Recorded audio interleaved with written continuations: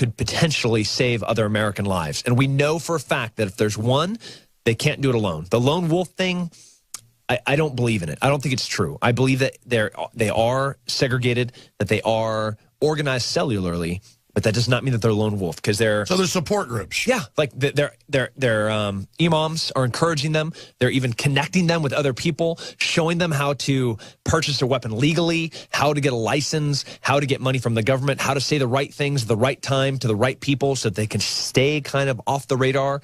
And then we have this imam right there in Orlando saying the very things we saw just happen. I wonder if he's getting investigated, or maybe Obama will have him to the White House. Yeah, listen. We say investigated. There's one way that you talk to this guy. That is, he's bent over a sink with a towel over his head, and you're pouring water on his face and beating him. He just encouraged radicalized Muslims to kill gays, to kill Americans on American soil. He's a terrorist. He's part of the problem. He's fighting a war, and he's one of the warriors.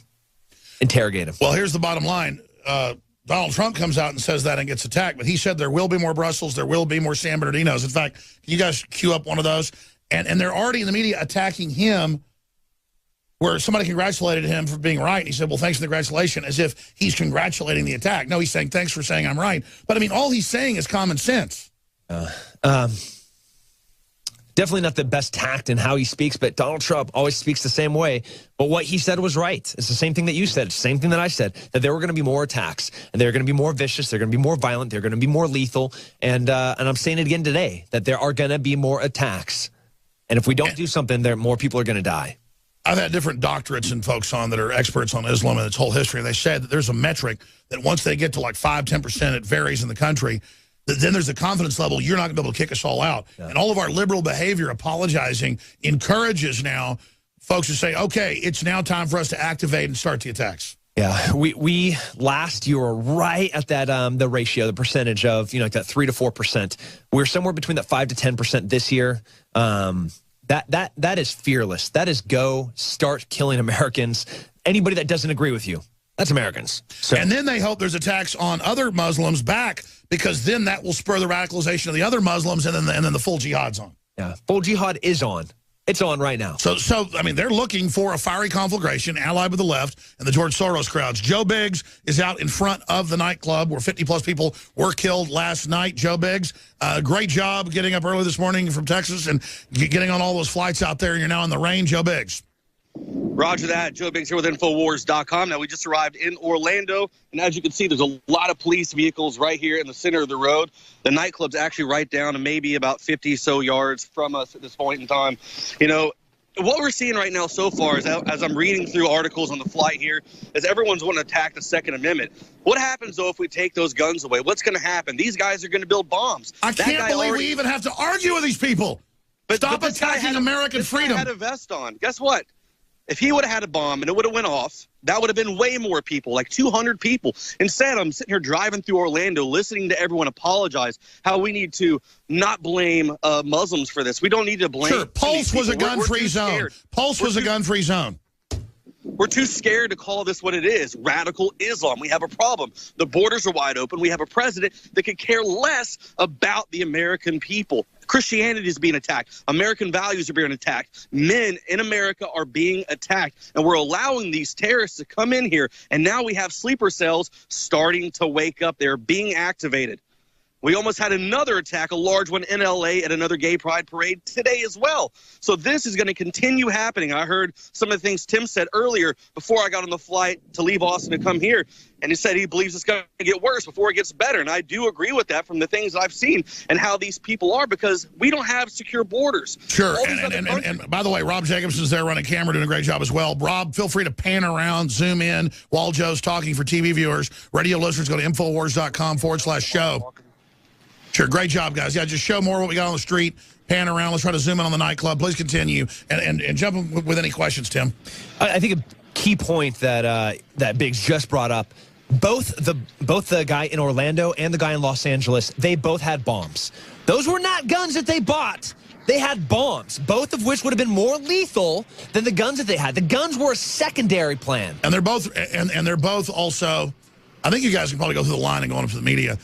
Also, your press. Also, we have to expand on this, Joe. These people are registered Democrats. These are liberals. These are people that are allied with Islam. So these guys are liberals as well. They're Democrats. And then they strike at their very bosom of the people that are trying to aid them and help them, showing the cowardice, Tim. Yeah. I mean, it's so despicable. Like, you can't even process. Like, so they killed the unarmed people at the nightclub that were primarily gay, that have been trying to support them for the past 3-4 years and facilitate their movement as immigrants here, and saying, hey, we have like fights here. You know, we have similar causes. We're both prejudiced. We're both and they stabbed him in the back. Joe Biggs, I hear you're trying to jump in. Great point, Tim. And by the way, breaking news, just what Tim was what we were talking about earlier from my source that Tim was confirming. 8 people on a ISIS Orlando kill list. And of course, the FBI has told you you're on that kill list. Joe Biggs, please continue. Well, one of the interesting things is we're being told continuously that this is a religion of peace. So we need to be understanding of what's going on. That we should, in fact, apologize because this attack is our fault. Because these guys have to grow up in such a hateful environment because Islamophobia exists, and that's why this happened. No, this guy hated homosexuals. The entire religion hates homosexuals. And guess what happened?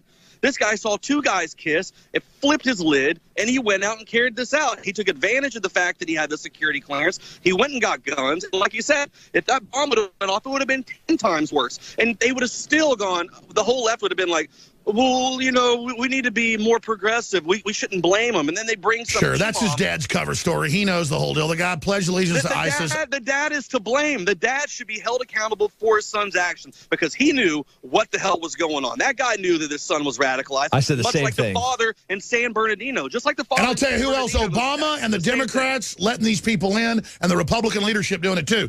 What's going to happen when there's hundreds of attacks, Tim and Joe? They're not going to be able to spin this forever. So we see a reoccurring theme here, right? We have 2 shooters, 2 different instances, both West Coast, East Coast, both on not hit lists. I wish both on lists from the CIA and the FBI as being cause for concern, right? But years later, now 2 years later, they were able to execute their plan and then kill America. Sure, just like Major Hassan. Joe, you're doing a great job. File more reports. We'll put them to Infowars.com. Everything we're doing is going viral right now, but report there from the nightclub. We're out of time. Thank you so much, Joe. And, of course, Rob Jacobson. Any other points in the 30 seconds we have left? Just the fact that we need to open up and call this what it is. You know, this is radical Islam. People need to be vigilant. People need to watch your backs. Just because you watch these interviews, everyone goes, well, he seemed like such a nice guy. Well, they all do until something happens. There's a war going on right now. These guys are activated, and we need to be on alert. Absolutely. Well, great job. Get in there with the reporters. Find out what you can. We'll look for those reports at Infowars.com as you guys upload them. Thank you so much. And stay there at least till Tuesday so we get more intel tomorrow. And there's other folks I know from the crew that are going to be getting out there to Florida, so hopefully hook up with them. Joe Biggs, I'll talk to you after the broadcast. Thank you. Thanks. All right, Tim Kennedy, thanks for coming in and spending part of your Sunday night with us. And we'll be covering it all tomorrow, 11 a.m. Central at Infowars.com for the big weekday show. There's so much more. We'll break it all down. Great job, the crew. Thank you, Tim.